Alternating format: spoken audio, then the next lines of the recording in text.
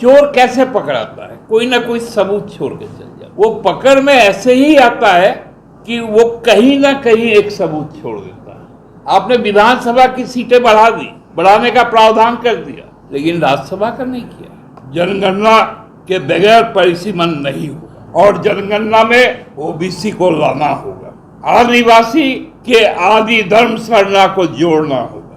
140 करोड़ लोग प्रधानमंत्री नहीं चुने हैं। जब सरकार 2/3 बहुमत में थी तब सर्वसम्मत था, तब कानून लागू नहीं किया। जिस बात की संभावना थी और जो 131वां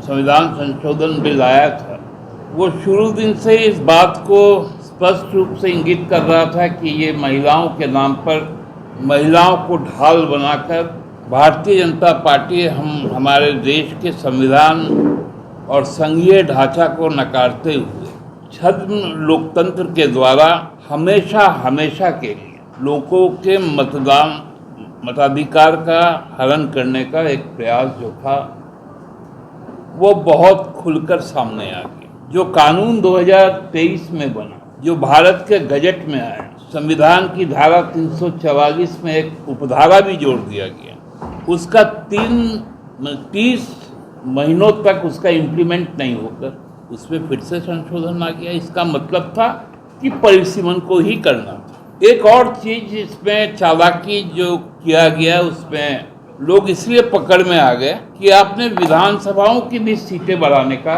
उसमें प्रस्ताव कर दिया और लोकसभा की सीटों का बढ़ाने का प्रस्ताव कर दिया। लेकिन 1971 में जो स्लैब दिया गया था 245 जो राज्यसभा का और 543 लोकसभा का, चोर कैसे पकड़ाता है? कोई ना कोई सबूत छोड़ के चल जाता है।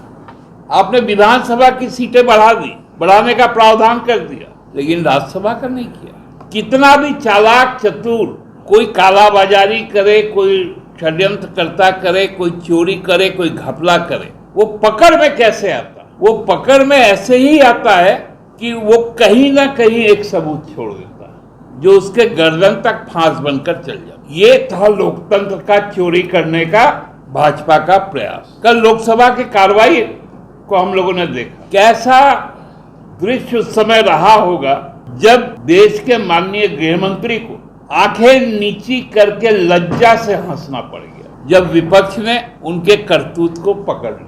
मैं तो शुरू से कह रहा था कि हम सब महिला आरक्षण के पक्षधर हैं, लेकिन जो वर्तमान महिला आरक्षण कानून है जो 2023 में पारित किया गया, हम उसके पक्षधर। शाह जी ने कहा कि घरों की गिनती शुरू हो गई, जाति जनगणना भी होगा। आज देखिए सरकार किस प्रकार भाग रही है। मैं तो आप लोगों को बुलाया था कि जो सूचना आई थी कि 4 बजे मतदान हो जाना, जब सरकार 2/3 बहुमत में थी तब सर्वसम्मत था, तब कानून लागू नहीं किया गया। जब सरकार साधारण बहुमत में, जिसमें संविधान संशोधन नहीं हो सकता लोकसभा में, राज्यसभा में, तब इस बिल को घुमा के लाया गया। ये लोग सोच रहे थे कि विपक्ष को महिला विरोधी करार दें। महिलाओं के बारे में मनुवाद में क्या उच्चारित है? क्या भाजपा मनुवाद को नकारने के तैयार है? क्या संघ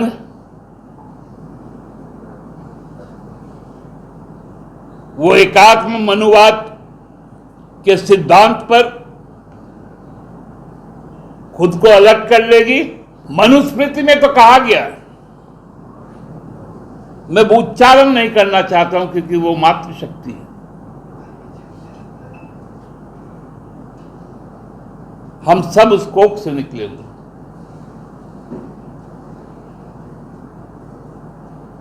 जिसमें सृजनशीलता है, प्रजनन क्षमता है,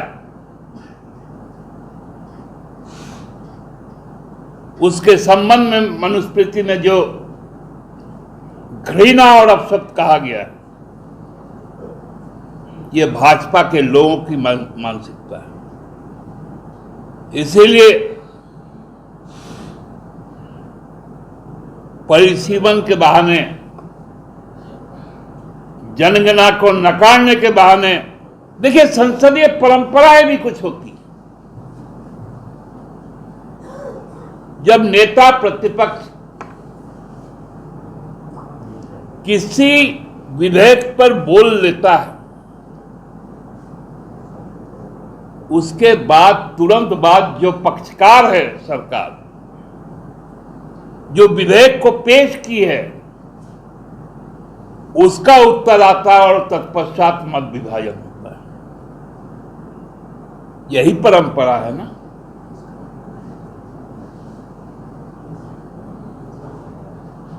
क्योंकि परंपरा यह भी है, जब कोई विधेयक पेश होता है सदन में, चाहे वो लोकसभा हो या विधानसभा हो, पेश होने के बाद जब वो बहस के लिए गृहीत हो जाता है,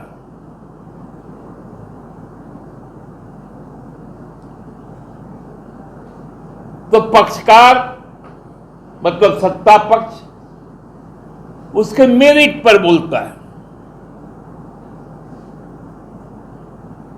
वो सच हो झूठ हो अलग है,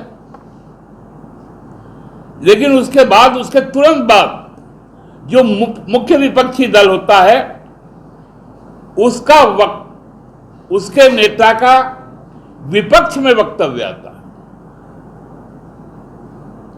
और जब सदन का विपक्ष का नेता बोल लेता है, उसके बाद एकमात्र सरकार का पक्ष होने के बाद वोटिंग हो जाता है। आज वो परंपरा भी टूट गया। हमने देखा, रक्षा मंत्री जी ने कहा कि 140 करोड़ लोगों ने प्रधानमंत्री बनाया, तो मुझे हंसी आ गया।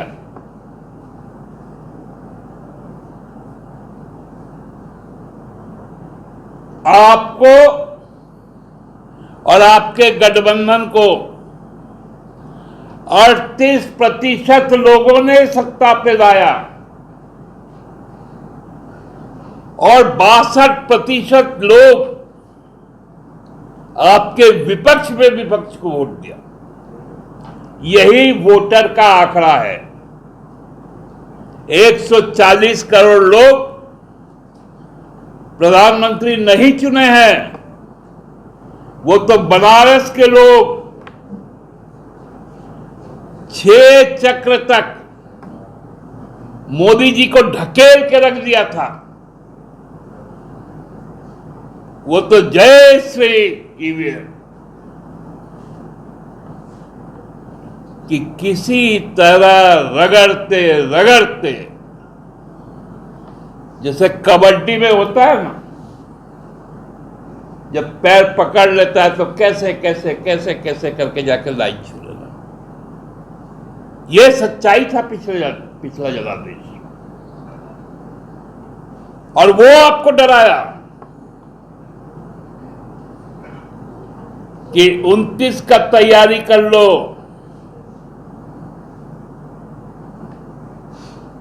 नहीं तो जो पूंजीपति के साथ जो साठगांठ है अगले 20 वर्षों का, देश को बेचने का, कल पुर्जा, नदी नाला, सागर, आकाश, वो नहीं हो पाएगा। तब ये आपको कदम उठाना पड़ा और जानकर कदम उठाना पड़ा।